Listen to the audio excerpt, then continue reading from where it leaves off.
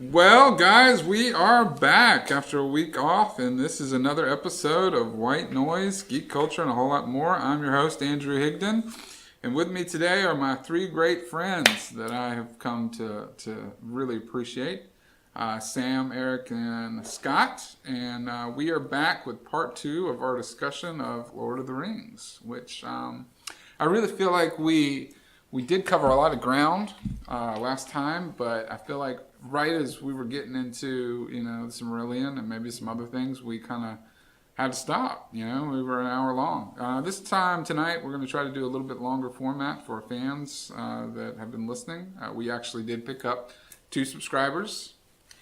So woot to that. Woot to that. We thank you for all the support that anybody gives us and our fans. And as always, we do appreciate the support. So thank you so much. And with that, I'm going to turn this one back over to Sam so that we can pick up our discussion where we left off. All right. Well, let me pull out my copy. One of my copies of the Silmarillion. Yeah, there's still 30 plus books over here. Yeah. And see. So we did cover one of the questions that Scott asked last time is where do you start? Yeah, right? Where do you start? Where do you start? And when it comes to Silmarillion, the first, you open it up, you get to the first section after the introduction, right? And it's the Aina Lindale, and it's like, whoa, what is this? It's cool, it's mythic, it's this creation story, but if you're not expecting that, most people don't get all the way through it. And then you hit the Valaquenta, where it's like names, and names. Names. Yeah, and some of the information you might have already heard before, right? And It's like, oh yeah, wait, this sounds very familiar, because it's a different format. So, where to begin? I would recommend get your appetite whetted. So I would go into the middle of the book. The middle? Go over to Beren and Luthien. Okay. Which chapter is that, Sam? For Chapter, people that are for those following along. along, keeping score at home. Let's see. Beren and Luthien is all the way into chapter 19. Wow. Crazy, right? Pretty much now halfway through the book. Right. I am not a proponent of reading, some people read the last chapter of a book or something, last page. I'm not a proponent of that.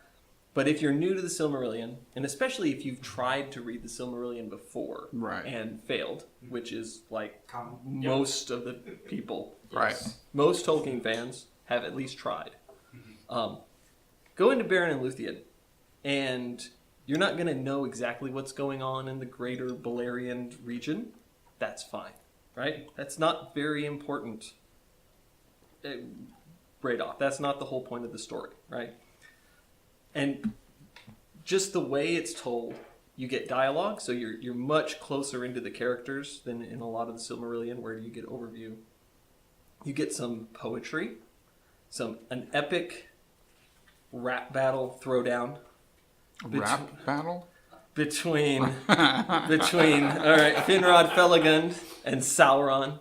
All right. Okay. And Sauron, right? The Sauron. Yeah, the same one, right? So in Beren and Luthien, you get some characters that you've heard of before, right? You read Lord of the Rings, you know about Beren, you know about Luthien, because they're like, the archetype for Aragorn and Arwen, right? Yeah. Pre-existing characters, right? So really, it actually flows that way, right? So it's not Tolkien didn't write Aragorn and Arwen and then go, oh, they need a backstory. They need a backstory. So I'm going to have a Beren and Luthien came way before Aragorn and really way before Arwen. But yeah, so the poetry, right? So we have a song battle now, and what it comes down to in here is it's like a recounting of the song battle. We don't get the actual battle, but we get how the elves would tell it, right? Yes.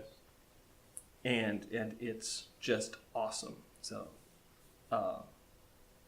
this is a part where, so just kind of, I don't want to do spoilers exactly, but again, whetting your appetite. Luthien sings down a tower. Wow. Okay? So, right?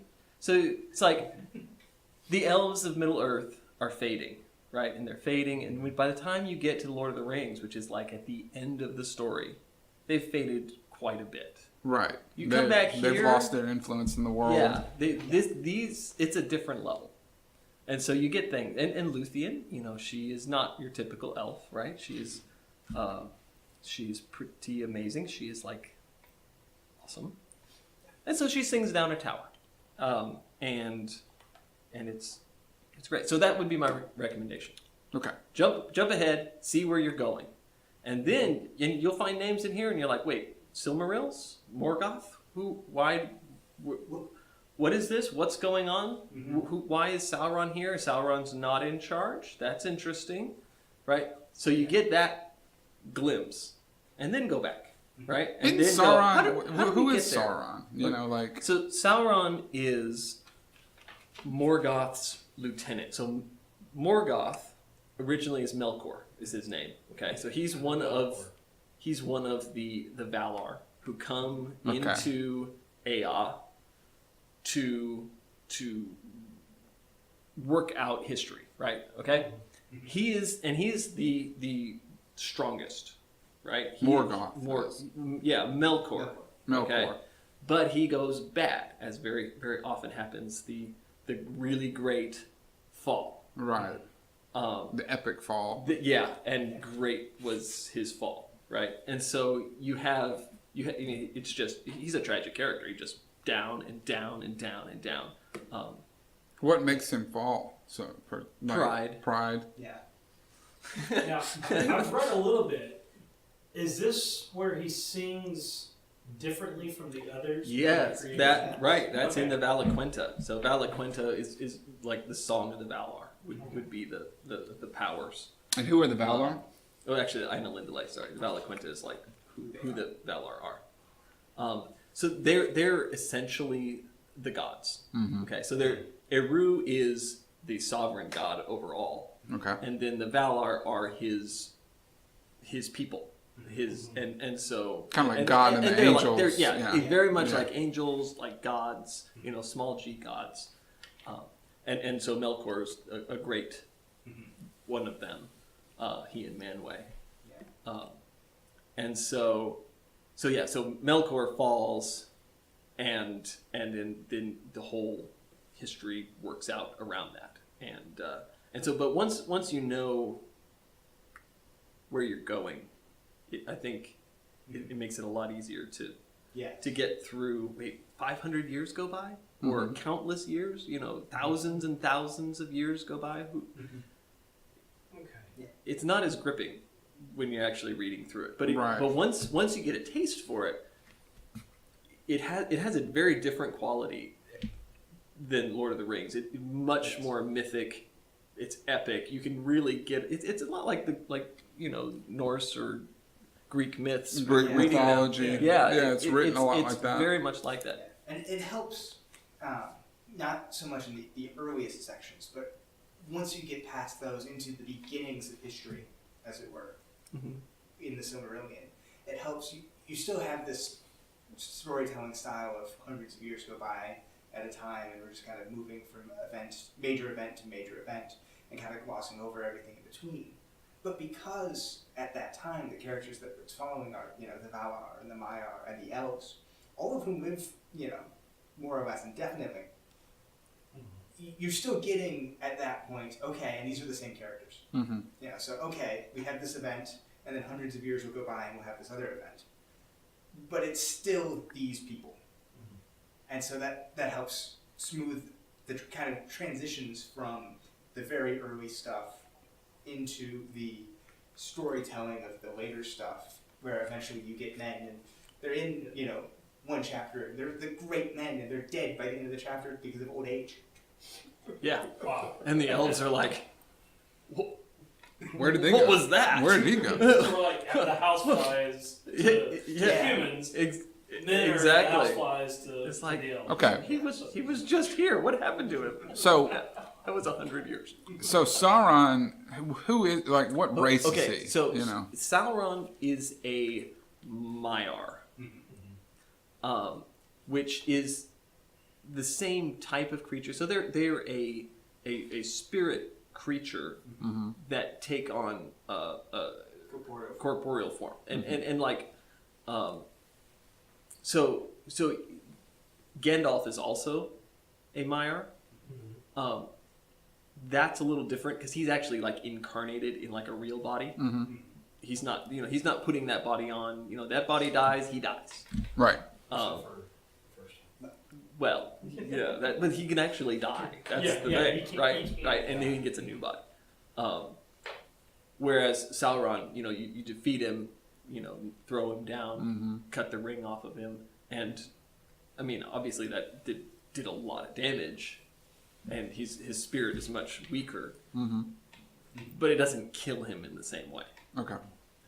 So there are a lot of, and so like Valar are like the exalted ones, but and then Maiar are like under them, but it's not like categories. I mean, it's not like they're different kinds of creatures. They're all Ainur.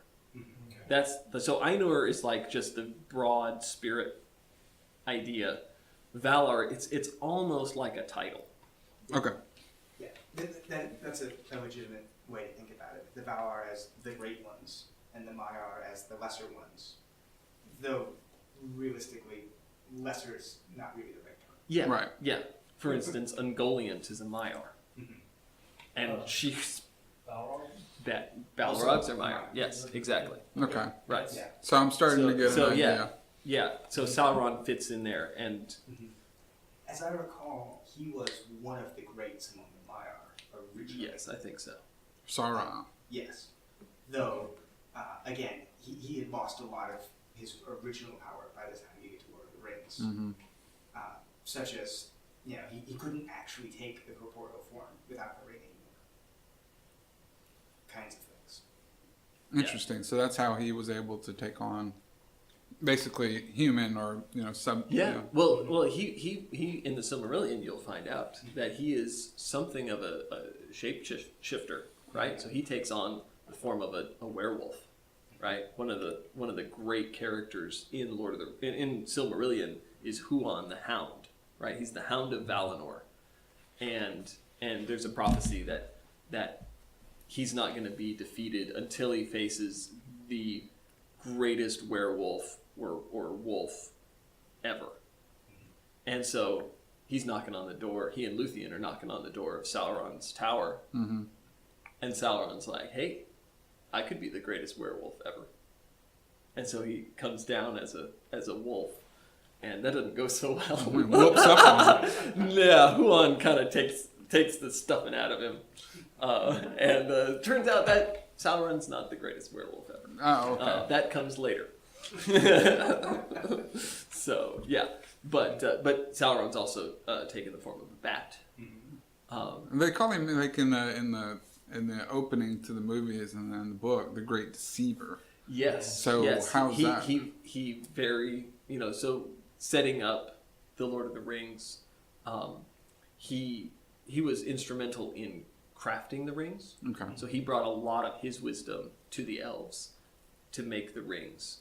And so, and when he did that, he was Anatar, Lord of Gifts. Fair to look on, wise, talented, with flattery, and so he deceives the elves into investing their power into rings. Right. And then making his own ring to dominate their rings. Right. And so he really puts a stranglehold on what the elves can do. And of course, it doesn't work exactly how he wanted it to, right? He didn't anticipate them foregoing their rings the way they did, right? As soon as they knew that's what he was doing, rings come off, they're not touching them, and we're not having any of that. And so his ring still... But aren't they still wearing them? I mean, I thought that they were still wearing them. Once he's lost his. They put them back on. Yeah. Yeah. Which is why, were he to recover his, everything they've done since then Right, before with the rings. Before he made the one, and after he lost the one, everything they've done is totally vulnerable. So that's it's easy in a story. You go, oh, if the bad guys get this, then it's all over. Mm-hmm. And a lot of times, maybe that's true, maybe that's not true. But in this case, it really would be. Right. And there's a pretty well laid out reason why. It's not just that he would get a big army. So why? I mean, why would they lose everything that they had made with the rings? Because those rings are dominated by the One Ring. Right. And so controlling the One Ring would mean he'd control everything that those rings did. Mm. He could twist everything that they had done since before he lost his. Yeah. To his own purposes. Right. Right. And I mean, of course, thankfully we never see that actually happen. But kind of like when his ring is destroyed, the downfall of that. Spoiler. Listen. If you're listening to a podcast on this, if you're listening to a podcast about Lord of the Rings, or participating in one, yes. Yes. No, yeah. Well, so those other rings are still in existence then, correct? All yes. of them are The three elf rings, the three big elf rings. Yes. Yeah. What about the rings that were given to man or in the Dwarf Lords? All of the 9 for men are still around. Those are the 9 ring knights. The guys are still wearing them. Yep. Right. Yeah. Okay. And that's why they were brought. They died? Or, I mean, well, they're not really. They took on ethereal form, right? So they are undead. Yes. Right. They are not living. They don't eat. They operate very differently from living things. The 9. Yeah. So yeah, they're officially undead. They're undead. I thought one of them was destroyed by. Oh, okay. Well, okay. Yeah. Then he never recovered from that. Okay, so count. So right, because he never recovered. Yeah, from the loss of the ring. Theoretically, I think he possibly could. Probably not recover, not back to his original form, but like the spirit would still be kind of like Sauron is at the end when his ring's destroyed. He's not annihilated, right? He doesn't cease to exist, but he's such a shadow. His spirit has like no substance or power or anything like that. So that's when it takes 3,000 years from the time that the ring is destroyed to how long is it from the time the ring is cut off the finger? I think it's 4,000 years. Is that true? Is it 3 or is it 4? From Isildur. I saw about Smeagol having it 500 or it was 500 yeah, years. He was in there for 500. Well, let me just look up. Let me grab my Tolkien encyclopedia. That's right. This the movie they said it was 3. Is that an encyclopedia? No. This is all 3 Fellowship, 2 Towers, and Return of the King together. I think we just read, my wife and I are still in the 3rd book. We just read a chapter where Gandalf had said that Sauron would still survive even after the ring is destroyed, but he would never become himself again. He would always be in this weakest form. Yeah. So at the end of Lord of the Rings? Mm-hmm. Okay. Almost like, because a lot of what Tolkien was doing in Lord of the Rings, and especially in the Silmarillion, was writing new mythology. Which is why you get things told the way they are. And one of those things about weaving, Sauron is defeated, he can never recover his full strength, but he's not actually gone, is kind of that spirit of evil that's still out there. Right. And it's not a presence trying to actively oppress people anymore, but it's still out there. And doesn't other evil gravitate towards that? That's why the orcs and the goblins and... Yeah, so it was 3,000 years. 3,000 years. Okay. Wow. It's a long time. Yeah. But when you live forever. Right? Right. I mean, but yeah, again, like To the elves, like, that's like nothing, Elrond's, yeah. right? Yeah. Elrond was there. He was there, he saw it, and then he saw it again 3,000 years later. So Crazy, do elves live indefinitely? You know. Okay, so When they go they to Hades? fade as well. Okay. It's really really slow process. But over like in Middle Earth, they fade. Then they would go to Valinor, where they would not fade. They live forever. For instance, you get characters in Lord of the Rings like Galadriel. Yeah. Who is clearly, she's a person of great importance and power, and she's someone that is actively holding back the shadow at that time, but it has kind of that sense when you read that story of being effectively ready to retire, ready to be done doing this. All right. If you go back to the Silmarillion, Back to what we were talking about. Rolling back into this. you discover that Galadriel is a character in the Silmarillion before the existence of the sun. The sun? The sun. Yes, that's right. Right. Yeah, you get a So she's she's the old. sun dawns. The sun dawns well into the story. Yeah. For the first time. Yeah, you get. Let's see. Is that where the stone that Aragorn has comes from, or is what stone is that? That's one. Is that one of the rings, or? I always thought that was something that was shown brighter than the sun, or something like that. That stone that he seems to have. Or...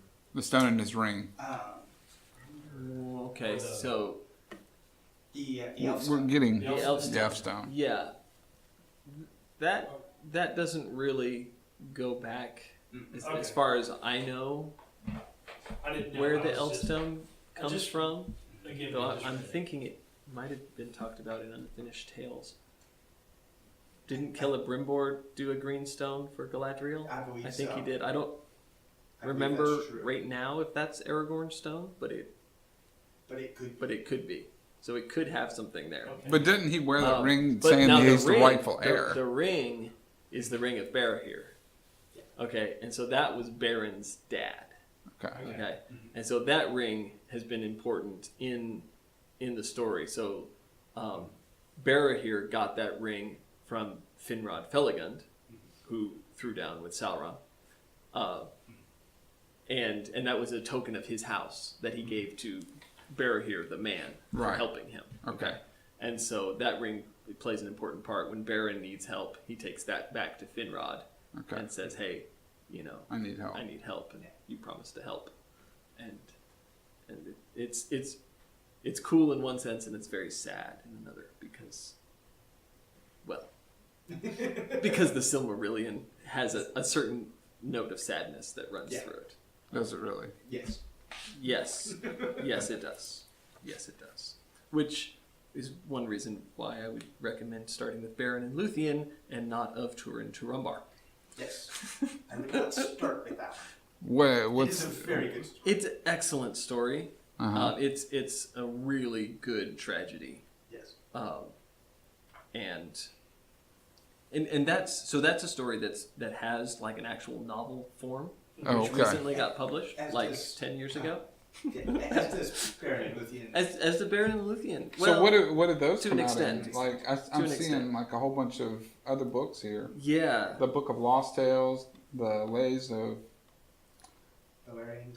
So the those Shaping of Middle Earth. Yeah, of those Lost are Road and other part writings. of the histories of Middle Earth. Okay. So those are like previous drafts, and as the story develops, all of that has been very carefully chronicled and put in order and organized by Christopher Tolkien. Okay. And His so son. you and you can see where these stories started and how they came together, and it's really quite Yeah, fascinating. you kind of see the evolution of the overall Right. story. Of the Exactly. story. Right, like, and you learn things like, Gandalf's original name in The Hobbit was Bloodorphin. And I feel like Gandalf was an improvement. Yeah. Where Bloodorphin. Bloodorphin, yeah. And Gandalf was originally Thorin's name, right? So Thorin's character, Thorin, yeah. his name was Gandalf. And then that got changed. And I think Tolkien made a good I think he made a good... Gandalf is just one of those names that is classic. Yeah. Gandalf. You think about Gandalf and, like, who doesn't like Gandalf? You know what I mean? Like, in the story. Yeah. Like, So, doesn't like Gandalf. Durin's Bane. Yeah.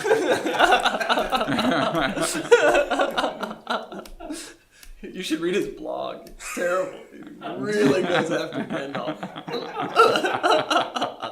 And he was like, "You shall not pass." And I was like, oh, Tolkien humor. Yeah. No, that's great. Yeah. So the History of Middle Earth series is it's called that, but really it's the history of the writing of Middle Earth. Mm-hmm. Okay. It's Right. how the story was written and what form that took to take us from Tolkien's original thought processes to the stories that we actually have. Right. Which is really interesting to see and go through, but it's not actually part of the story. Right. Right. Okay. Right. Interesting. So that's in the shaping of Middle Earth and Book of Lost Tales and those kinds of things. Because Tolkien started writing stuff when he was 20. Mm-hmm. And so, and obviously things changed a lot since then. Yeah. And so, When did the Lord of the Rings get published? When he was... that came out in 58. Am I remembering that? So Hobbit was 38, right? Was Well- Lord of the Rings 58, or was it like 56, 57? It could have been 56. 56, 58. 54 for 54. Fellowship of the Ring. 54. Yeah. Wow. And people had to wait a long time for Return of the King. Well, I mean, Well, I thought they were all 55. published within 2 or 3 Yeah. years of each other. yeah. Because he already had them written. It just took him a little bit to get Well, them he published. spent a lot of time doing the appendices and stuff on Right. Return of the King. Yeah. Right. So, yeah. Back then, people thought it took forever, but it was like a year. People are so used to that now that they wouldn't even blink their Wouldn't eye. even blink an eye. Right. Yeah. Yeah. Interesting.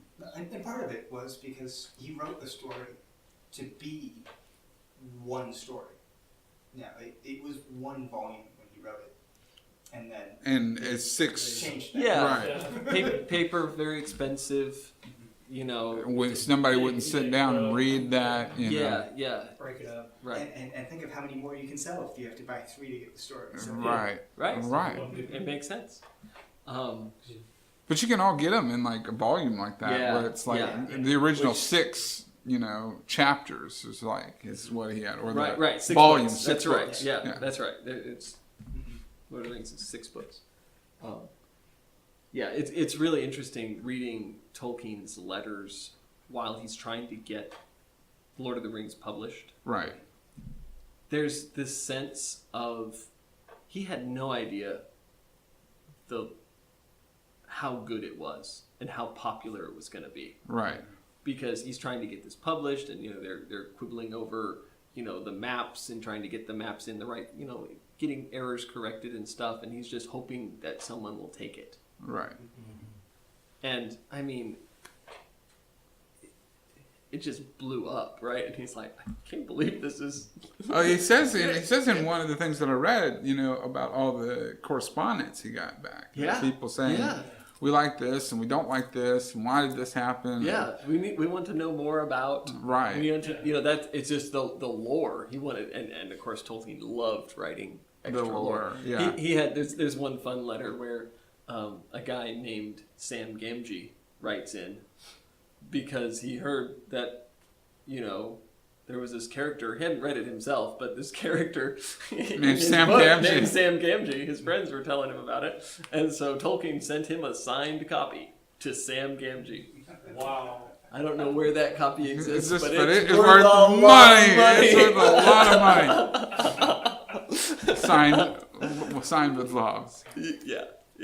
To Sam Gamgee. Let's hope he likes potatoes. Let's hope he likes potatoes. Yeah. And Tolkien's like, as it turns out, Sam is kind of the hero of the story. It is an interesting right. little twist in all that there's all these things talking about who was the main character in Lord of the Rings. That it wasn't really Frodo. It was Sam. From Sam's point of view. I have a lot of sympathy with that reading. I don't think it's technically accurate, right? Just the level what Frodo had to do the whole way, and obviously Sam was essential. Frodo could not have succeeded without Sam. But it's the same argument people use for Star Wars, saying that C-3PO and R2-D2 are the main characters. Yes. Yeah. Right. So obviously Sam's role is essential and heroic and all those good things. Right. Frodo would not have succeeded had it not been for Smeagol. Right. But Sam would not have succeeded if Frodo had not by been himself. there. Right. No. Right. No way. No way. He would have, gone back and because there wasn't any potatoes. Now, potatoes. But it is true that Frodo ultimately fails. Oh, Right. 100%. He resisted the ring every day, all day, for a year. Actually, before Right? that. Before that. But, we're talking, on the road, can we... when everybody is after him the whole time. But can we remind the viewers or the listeners that might not have listened last time how long it was from the time that Frodo was given the ring when Bilbo left to the time that Gandalf came back? Right. It was 17 years. 17 years. Right. So he had it for that long. At that point, so the ring's ultimate, what the ring wants you to do, right, is to claim the ring for your own. Right. That is what that's how it works. Right.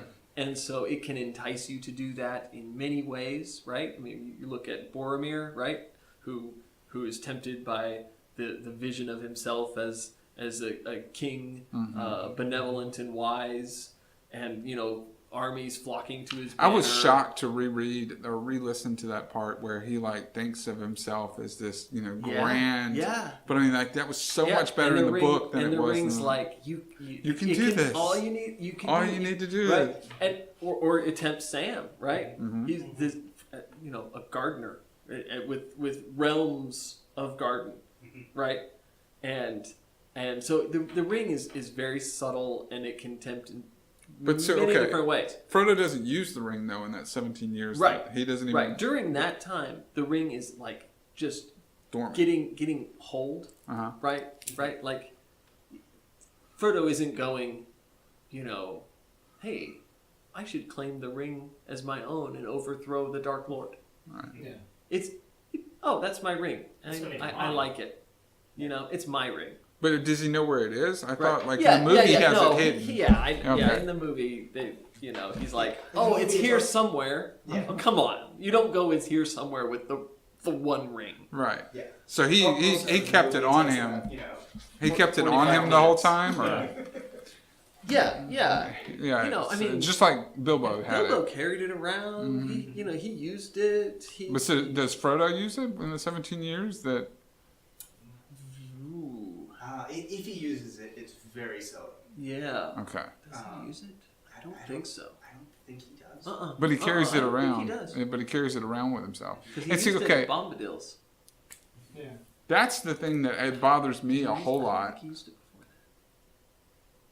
before that. Bombadil... Though he does talk at Bombadil's about checking that it still works. Right. Yeah, because Bombadil picks it up, and Bombadil's not tempted at all. Right. He just thinks it's a silly little... Exactly. Yeah. It's very interesting, right? So, talking about how the ring works, when Frodo gets the ring back, right, and he's like, I'm gonna make sure it works. Make sure this is the right ring. Which, that's a pretty flimsy argument. I mean, come on. Right. That's the right ring, right? I mean, anybody who holds it goes, ooh. That's the right one. It's like, that's the right. So flimsy argument, but hey, ring's very persuasive. Hey, you should put me on. So he puts it on, and then his impulse, right? Obviously, the other hobbits can't see him, and he starts to leave. I mean, he's going for the door, and it's like, what is he gonna do? He's got the ring on. But can Sauron see him though? Like that's no, Sauron can't see him there. Okay. But they're Black Riders, not very far away. Right. Where's Frodo going? This is not good. Yeah. It doesn't really. I mean, if you just read through, you don't really get the sense of the peril there. Mm-hmm. But if Bombadil doesn't call him back, because Bombadil can see him even though he's hidden. Yeah, Bombadil doesn't care. So, who is Bombadil? Who is Bombadil? Let's get into. Okay. I'm sorry, I didn't mean to. Back to the Silmarillion. Yeah. Okay. Right. Bombadil. As it goes back to. Bombadil does not appear in the Silmarillion. Okay. Okay. But from what we know in Lord of the Rings, presumably he is over there where the old forest will eventually grow. Mm-hmm. I don't know what is there at the time, but that's where Bombadil is. So who is Bombadil? He is the master. He is himself. Yes. I read that he could be like the Gaia or something of the planet. There are some really wacky ideas on what Bombadil could be. The fact that he wasn't included in the movie really made me upset. I was not surprised at all. Okay. Given the nature of Bombadil on screen, right? Or imagining what he'd be like on screen, that they would accelerate the pace and get right through it. Not surprised. Yeah. And I think it was a wise choice. You think so? I do. Now, I think there are all kinds of opportunities for the Amazon series. Oh yeah. Right? Oh yeah. We're going to be doing young Aragorn over in that area. Oh yeah. Yeah, we need to meet Bombadil. For sure. For sure. Yeah. Yeah, I really didn't think he was integral to the story. I felt like it was. Oh, but he was so interesting. And he is, and I thought it was great. But I felt like if they had just kind of skipped that, like they did in the movies, you didn't lose a whole lot in that sense. Now, the scene with Frodo walking out the door and that sort of thing, you did kind of you'd skip it on that, but his character himself, his character was completely unchanged by anything that happened, because that's been true for as long as the world has been there, right? Frodo's character was changed, particularly I would think with the experience on the Barrow Downs, where he was in a really bad way, and that's I don't know if it's the first time. It's an early time where you see Frodo's character and kind of his makeup is really exceptional, even for hobbits.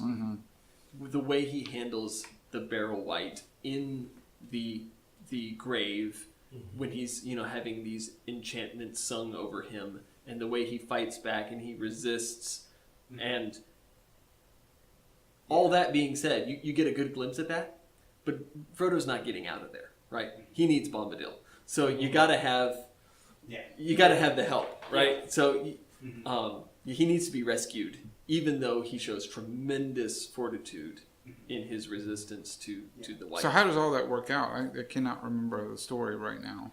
So essentially, they get captured by Barrow Wights, these brave dudes, and Merry, Pippin, and Sam are out. Right.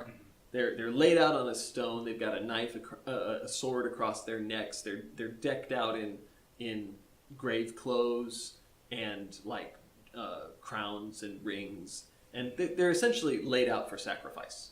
But okay, laid out for sacrifice, but they get those swords, okay? Yeah. That happen to be the sword. Yeah. We'll get to that. Yeah. So then the Barrow Wight is singing this enchantment, and Frodo is resisting the enchantment, the despair the give up, and he's thinking, and he also attempted to put on the ring and run away. Right. Not actually convinced how effective the ring would be there, but but he resists that. Could the ring have been helping him resist that? Because Helping him resist the Barrow White, Yeah, because- probably not. Yeah, they were. I didn't know if the Barrow White would be susceptible to the ring, or whether the ring could just be lost In the tomb. and then it would be entombed again for how many Yeah. thousands of years? That's the problem is these things have a way of being found, Yes. Right. And the Especially Barrow at White. that point, it's being hunted for. Yeah. With the Black Riders are nearby. The Barrow Whites are not dissimilar to Black Riders. Right. They're very very similar in how they work, and that would have been a bad situation. But so Frodo resists to the point where he remembers to sing for Tom Bombadil. Right. So essentially, the Barrow White is trying to get him to Lay down. think Lay down of and death, lay down and die. Mhm. Right? Lay down and die, lay down and die. And Frodo has the gumption to sing, Ho Tom Bombadil. Yeah. And here he comes, boots and feather and jacket, jumping, Green pants. from hill to hill. Yeah. Okay. Jolly Green Giant. Bright blue his jacket is, and his boots are yellow. Anyway, so one of the things that happens, right, is then they loot the barrow and kind of spread out the treasure, because Bombadil's not really interested in the treasure, but there are some interesting items, among which are these swords, or which would be knives of Arnor, right? And which was overthrown a long time ago by the Witch King, right? So the Witch King came through and wiped out that kingdom, Right. right? And so these were weapons forged to fight against that. And so story to see where how exactly. Oh, Amazon series. Come on, Come on, Amazon series. Let's see some Carn Doom, and yeah, absolutely. And so Mary's sword, so Weathertop, right? The blades flicker red, because Frodo's got one of those blades at that point. At that time.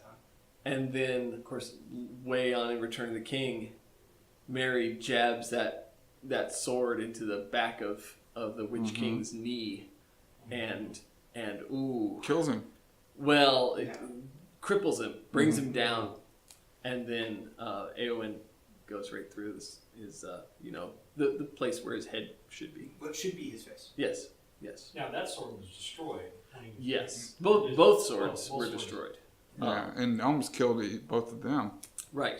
Right. Yeah. It's no mean thing to stab a Nazgul. Right. Yeah, and especially not the king. Yeah.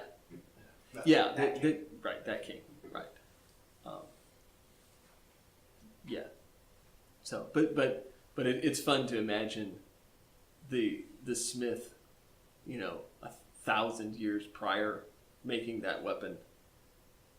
If he had known what its ultimate fate was going to be, this is the dagger. It's going to kill the That's Witch going to King. bring down Dagger, the Witch not King. sword, but the dagger. Yeah, It's a sword. exactly. And they were It's a sword to a elven. They hobbit. were elven weapons, though, right? No, they were Numenorian Okay. or Arnorian at that point. Yeah, in the same way that we discover a little later, Pippin's weapon does well against the trolls, Mm-hmm. and those kinds of things. Because while they're knives, they're swords for the hobbits, and they were knives beforehand, but they were built to fight those forces. Yeah, that was always what they were intended for.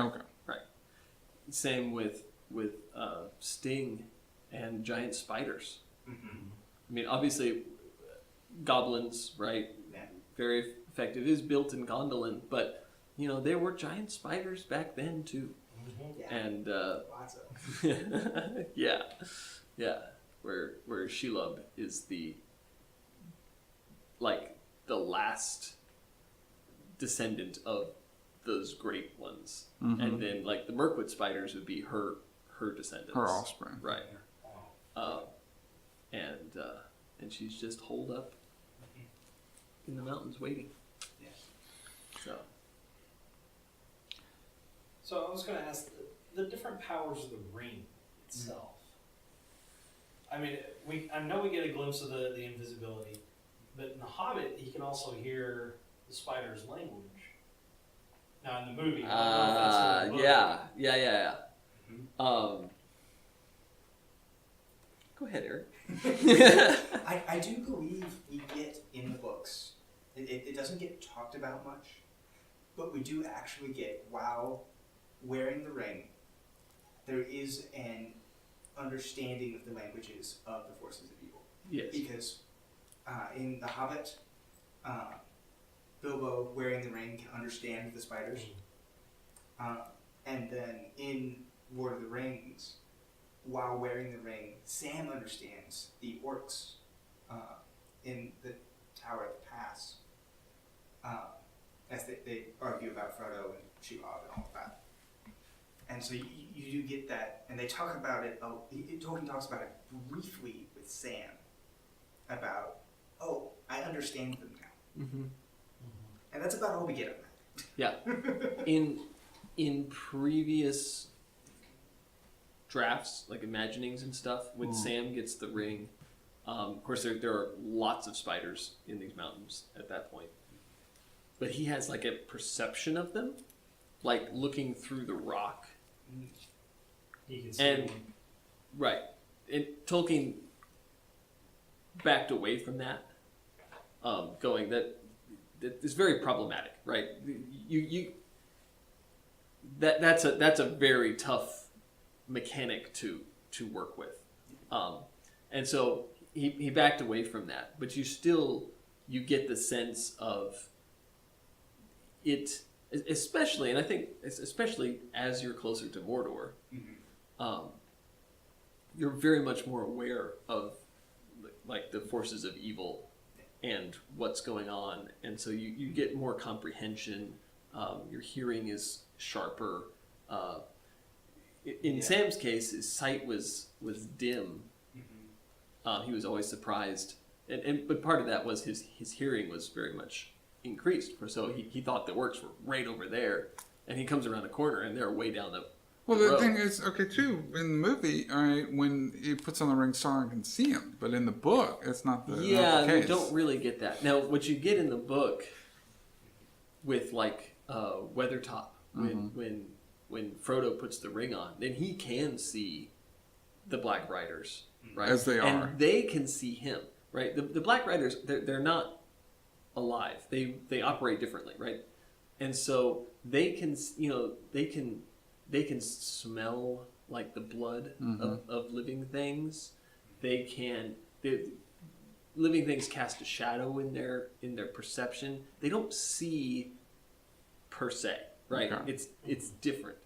When Frodo puts the ring on, he's in their world, and they can see him, and he can see them, right? He can see their faces, and they have like a keen look. Which I thought eyes. the way that they did them in the movie was good. I like that. I think it worked visually. It's not exactly Accurate. Yeah. It's very tough to tell their expression, right? You get a little bit of that. I don't know. The king was like, Yeah. He's kind of when he stabs him, he looks kind of he's kind of ticked off. Right. But he can see them, and they can see him, and that's not normally the case. So the ring just kind of translates you into that other reality, which is, and then you're invisible in the world of the living, even though you're still there, right? But it's not like your vision doesn't get entirely obscured, right? Because Bilbo operated very much normally with the ring on. Of course, the ring was different then. Right. There's ring was different. But even like Frodo, when he's wearing the ring, paddling his boat across the river No or the lake indication. at that point. Yeah, no indication. Yeah, he could see Sam couldn't see his hand, but he could see Sam, right? It's not like he was blind to everything. Yeah. He could watch Sam drowning right there. Poor Sam. Poor Sam. I still laugh every time at the there's somebody made this like animated kind of GIF video, and it has like WoW references, and so like there's the image of Sam, and it's got like breath, like it seems like I don't know. It just reminds me of that every time. Yeah. Well, all like crazy interesting. So I know you're bouncing around like all over the place. Yeah, it's like crazy. I didn't like. All right, what I didn't like was the representation of Shelob in the movie. All right, what I got from the book was that she was more like a Black Widow spider. Like so. Like I had this. I remember being very disappointed at the way that she looked like in the movie, because like I was thinking way more menacing, way more scary. A spider that's just like, you can't think of. She looked like a big tarantula in the movie. Yeah, big tarantula. That's what I was gathering, and that she would be, I don't want to say stronger, but I felt like. I know years in the caves made her bloated and whatever, and she was, just kind of lazy at that point, so she was just not a great spider anymore, but I felt like even still being alive after all those years, that that she would be a lot harder to defeat or... Yeah. I think what didn't come through in the movie was her malice. Yes. Her intelligence and her personality, her malice, just her hatred and how she's not just a monster, right? She's not the big scary monster. She's not a dog on a chain. She is, full of she is an evil fate. Right. Yeah, like that's what I think. Like, in spider I wasn't form. thinking of something, just really like. I keep going back to the image of a Black Widow spider, or like a big spider that's just like not hairy, not bloated or anything, but just like really evil looking. There are some things in the text that would indicate one way or the other, and some things that it's just hard to say. Yeah. Because he didn't draw any of that. Yeah. Right. But there are some things like she's described as her legs ended in claws. Yeah. Which is much more like the web-spinning spiders than the traditional, than the tarantula style that is how she's portrayed in the movie. The funnel. Yeah. She's portrayed in living in caves, which is kind of like a funnel spider.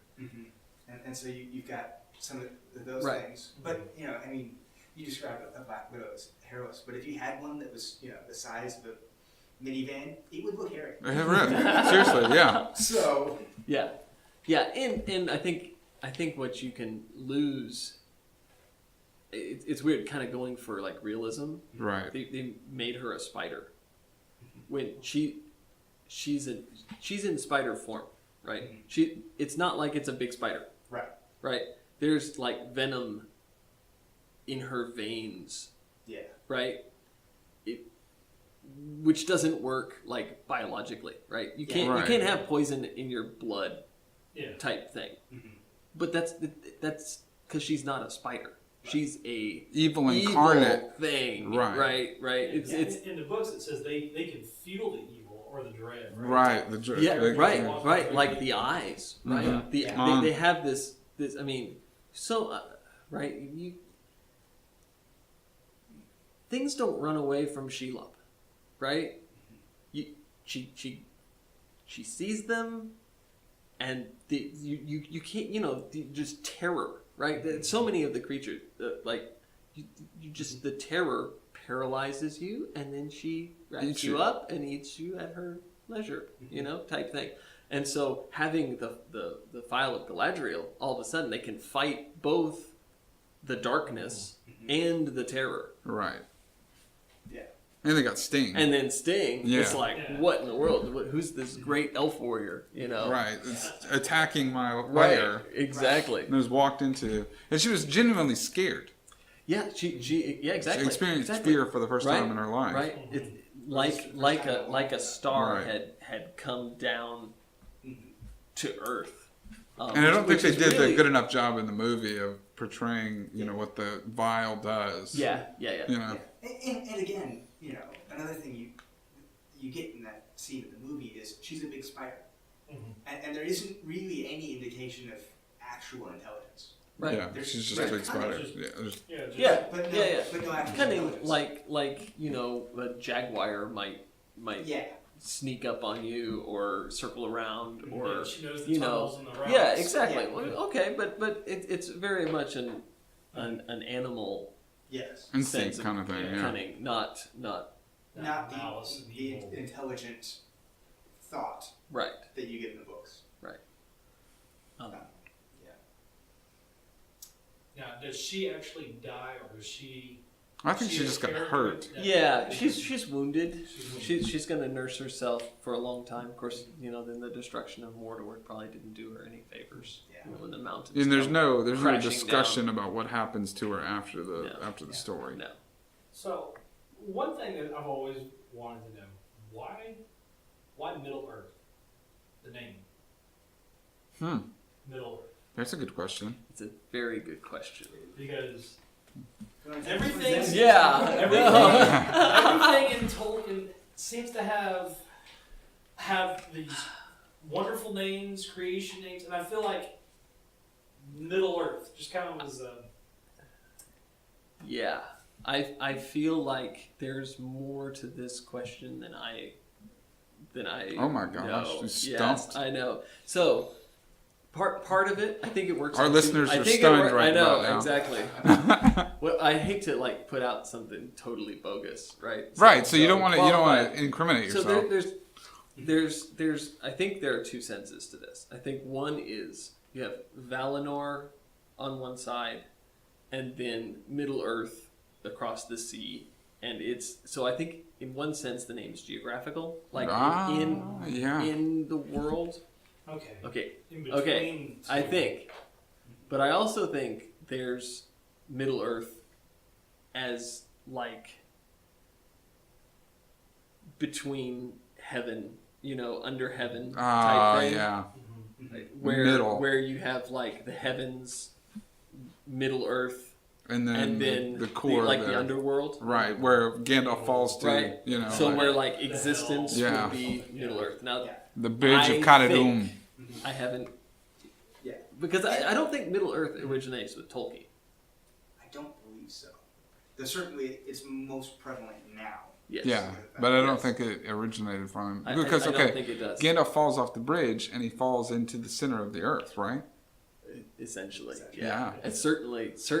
That's a long way down. Image, Yeah, 'cause they fight metaphorically. Oh, I thought for that sure. what they did with the Balrog fighting Gandalf in the book, versus the movie versus the book, that was awesome. Okay, him fighting him as he's going down. Yeah, and, that was.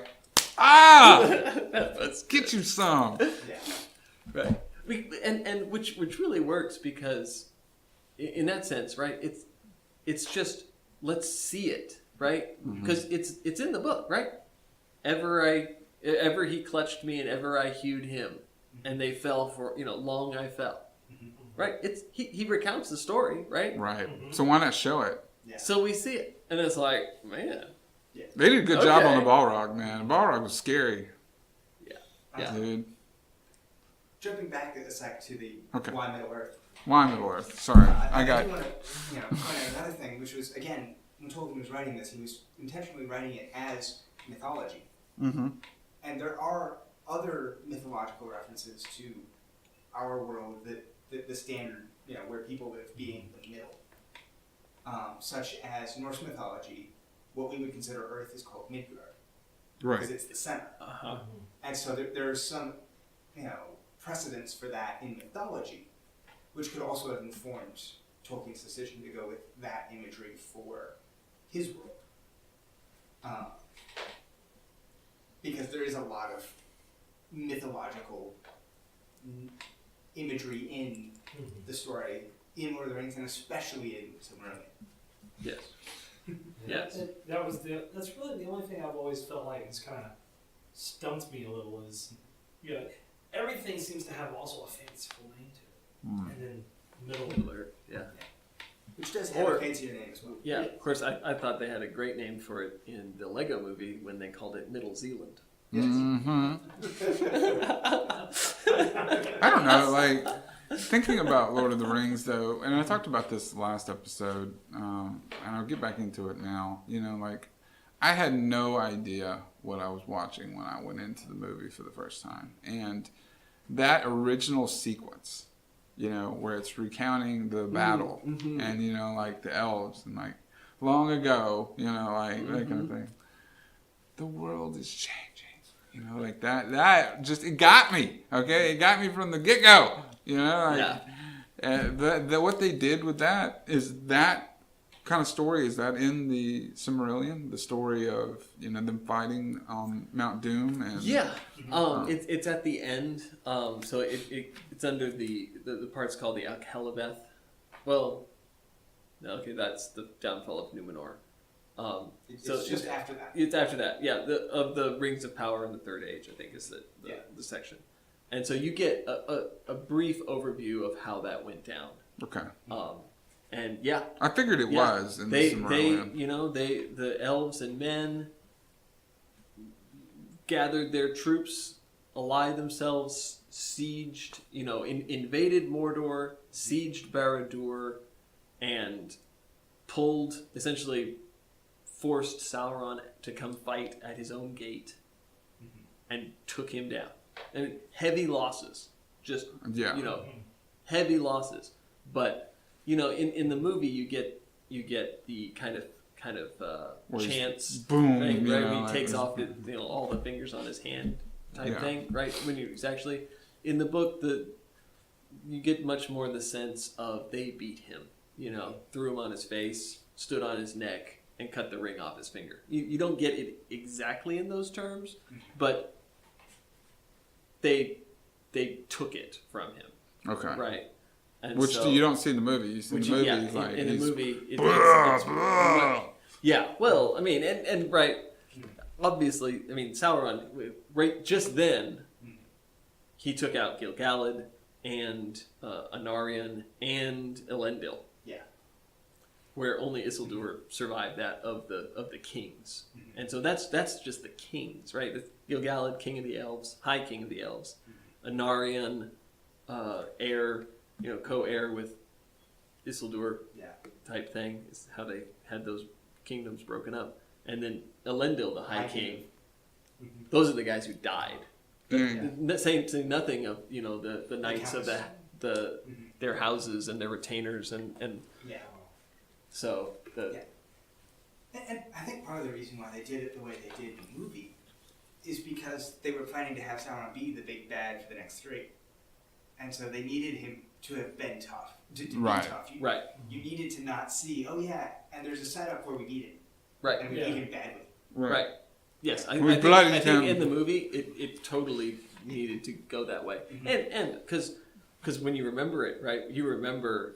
I mean, I love the shot with the ring when he's holding his mace and he's walking through like the opening. And shot. reaches down. Is that the first? That's in the first sequence. It's of like him? when all hope was lost. You see the ring first on the mace, and then you see it glows. and the armor they gave him. Yeah.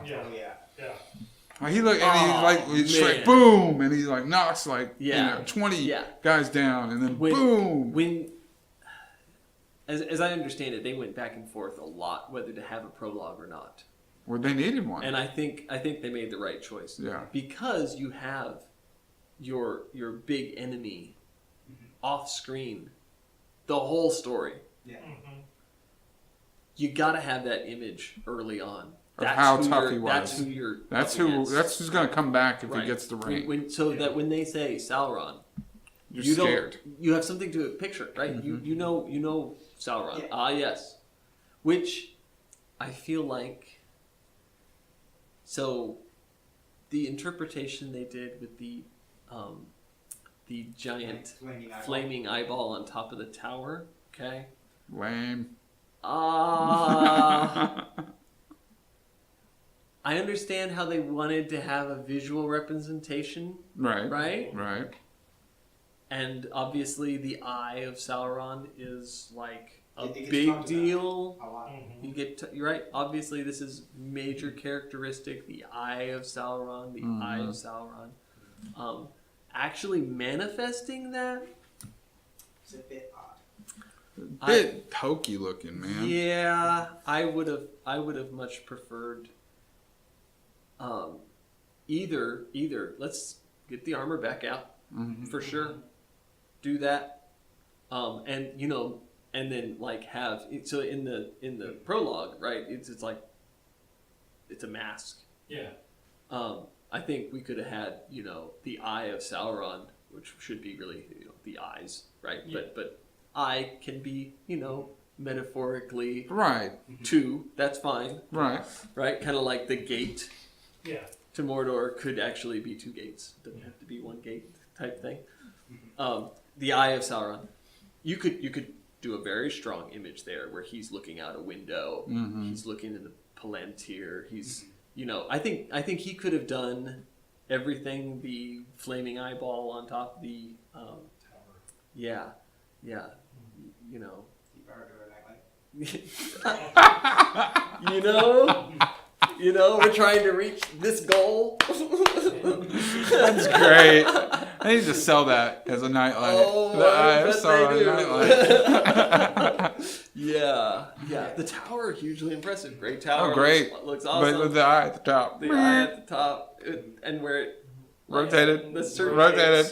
Yeah. Like a lighthouse, Yeah, with the searchlight. With the searchlight, yeah. He actually sees Frodo, I thought, at one point. But then he Apparently falls not. and Yeah. maybe not. Yeah. So no. Okay, we'll see. Okay. If he saw Frodo, it was Yeah, all it over. was at all that over. point.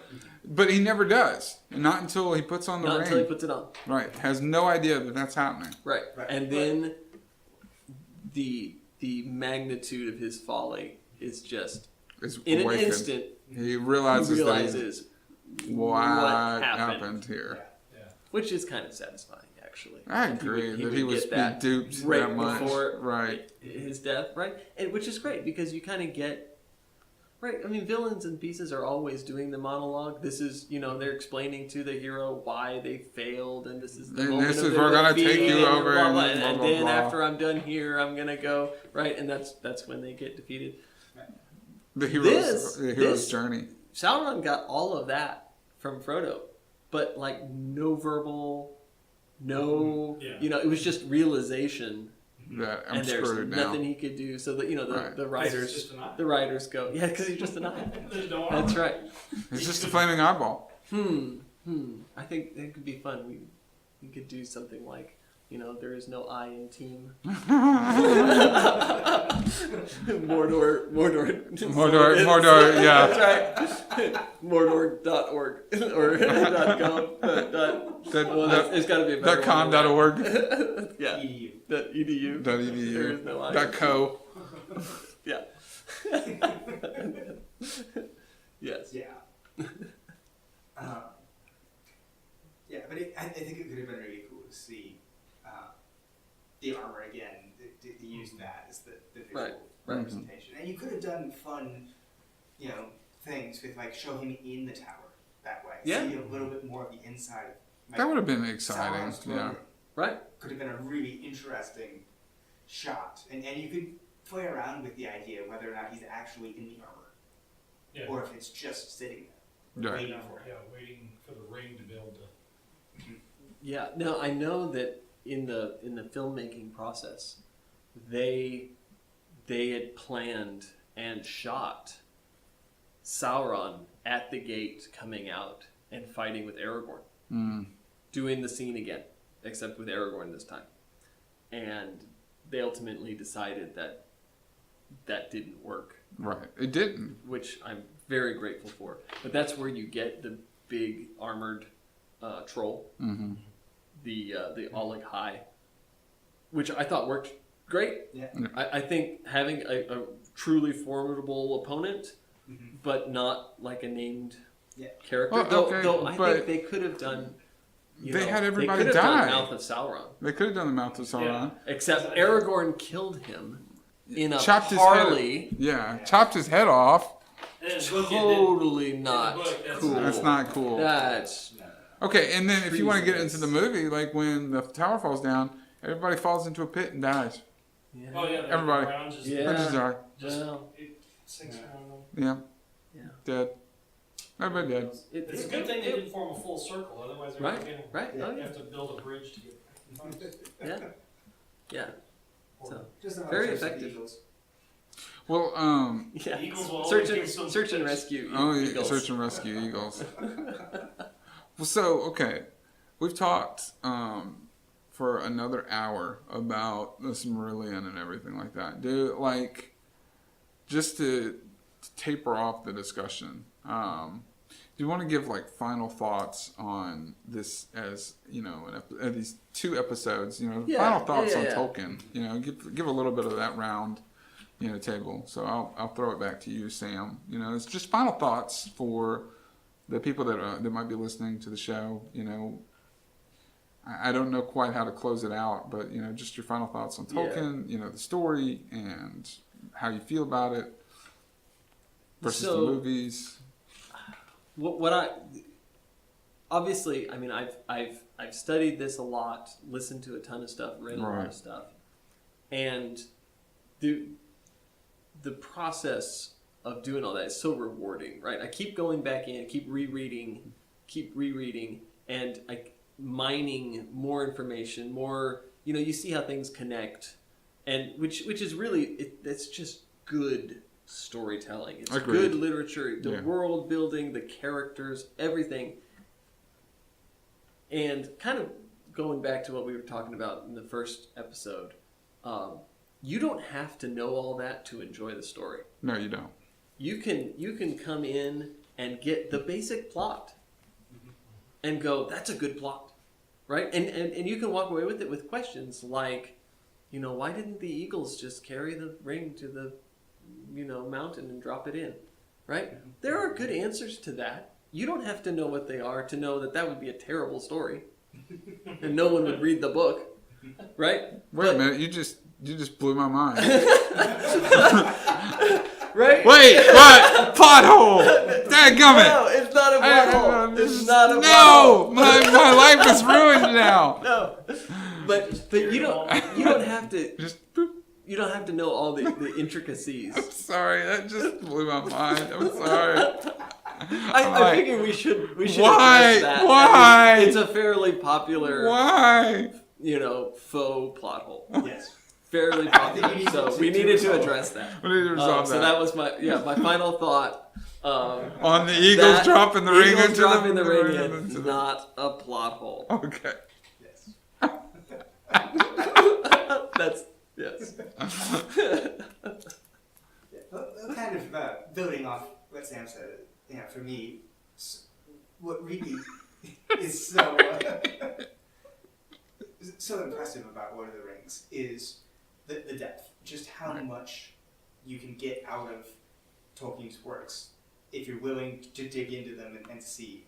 And I've been reading these books for years and years and years and studying them and going through this stuff. And I every time I read them, I find new stuff.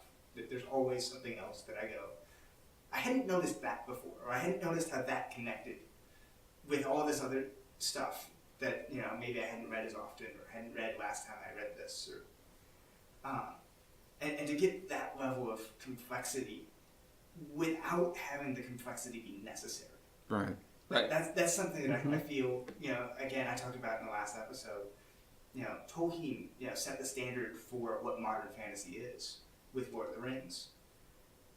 And a lot of people now are trying to mirror the complexity you can find in Lord of the Rings by having just incredibly complex plot lines.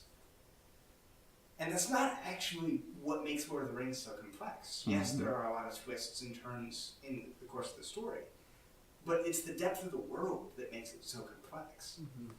And I feel like a lot of modern fantasy writers are missing that element in their complexity. Mm-hmm. Not to say there's anything wrong with having a good, complex story, but it's not the same thing. There's more to it than that. That Lord of the Rings just names. Yeah, it's remarkable to have Lord of the Rings is like the predecessor to modern fantasy, right? Yeah. It Right. set the standard. There's actually a thing, modern fantasy now, right? And doing that, and then it's like unsurpassed, right? So, which is incredible because typically, this was the first, this is the first science fiction book, really, that modern science fiction or whatever. And then other authors go, hey, wow, this is great. We can do this. And, they learn and get better and everything. And it's like, I don't think we've seen that for Lord of the Rings. It's like, it's like Lord of the Rings, but now we have a better version. No. It's like We have no, not seen- we have not seen mostly that. you get different stuff. So, sometimes you get knockoffs, right? Which is just Blatant. it's not great. But you get other things. It's fantasy and it's other, right? It's not directly competing with Lord of the Rings, right? And it's not a knockoff. But it is grown out of. But I mean, Lord of the Rings it sets the standard. What do you think, Scott? Well, I can tell you right now that there is so much that I've got to dive into. Right. And I felt like with reading these books and reading a little bit of some of the others, just hints of them, and then, of course, sitting here and listening to everyone, I feel like that I'm about to dive into the deep end. But for the suggestions you all have given me, I feel like I'm going to be able to now stay afloat with it and be able to start connecting the dots. Because that was the other issue I was having was, okay, how does this relate to that? How does this, where does this come into play? Right. And being able to now have kind of having a layout or a plan of what needs to happen next. That I feel like I'll be able to now progress through this with a much better understanding of the books, and of course I'm seeing you have 30 something books over here, so There are quite a few duplicates. Yeah, quite a few. Yeah. Next week, Scott's gonna have his wall covered in different storylines. Yeah, it's and gonna be like characters, with the and line, it's like gonna be the red- serial red- killer. Red yarn going from one connecting. Oh, we gotta connect Eorindel to Elrond and to Arwen, and then I can see it. no, It's all there. You could do Right. it. You can do it. You could do it, and there are a lot of resources online that That would help. have done stuff like that, especially with the genealogies and stuff. So. Well, like, my final thoughts on the whole thing is, like, I came here, and I thought of this whole idea for a show as something that, we could do, and I thought it would be great. I did not ever anticipate us talking for 2 hours and then still feeling like we could probably talk for another hour. But I feel like a lot of questions that I had that came up over the course of the thing that y'all were able to answer. I think that it's been good just as, aside from us talking about sci-fi like we did for the first couple of episodes. And I feel like Lord of the Rings is just something that we're all very much in love with. That is something that we could talk for hours about, which is great because, there's always the opportunity to come back to this. There's always the opportunity to come back to the subject. And, I've shared my thoughts and all the guys have shared their thoughts on what Lord of the Rings means to them. And I feel like it's been a great, great show. All right. It's nice to be able to, go on and on about something that we actually love. Yeah. As opposed to Totally. Last Jedi. Right. Yeah, it's instead of dumping on things all the time, it's been great to have something. Passionately about it. Right. But not really very positive for me. No, and this has been nothing but positive because this is a great story. This is a great text. Yeah. So I guess me and the guys will be back next week with another episode.